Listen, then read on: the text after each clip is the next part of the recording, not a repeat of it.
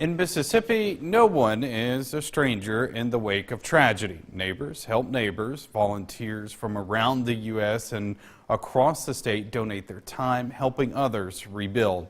Our Scott Martin speaks with a man behind organizing volunteers in part 3 of our series, Disaster Decisions. Scott? Yeah, Joey, these volunteers, they're the hands that are behind rebuilding homes, communities, and helping restore people's livelihood. Volunteers, they help lift the burden of those who've lost so much.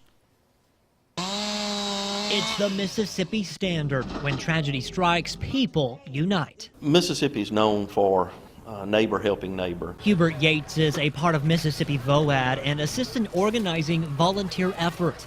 He says volunteers are critical when it comes to rebuilding. That's where the recovery takes place, is the volunteers from the local community joined with others coming to help their neighbor, making an impact on the community so that the most vulnerable are not left behind. While we depend on volunteers, the number of weather events across the state and the U.S. puts a bit of a kink in the efforts to normalize lives that have been battered. The sheer number of events that we're experiencing right now.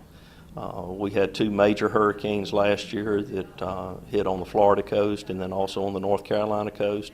Just in Mississippi alone, since the first of the year, we've been working with 3 different floods and now tornado outbreaks that have us leading the nation with almost twice the number of tornadoes as we yearly average. But volunteers still show up. A number of organizations from the state and the nation came to Columbus after the February tornado.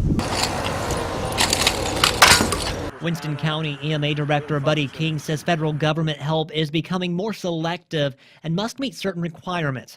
That's why volunteers can help out in ways the government can't. For example, the government can't go on private property. The local volunteer agencies, they have the ability to go on private property and help people with their needs there. People that may be insured, which really takes them out of the loop for any FEMA funding or MEMA funding when they have insurance.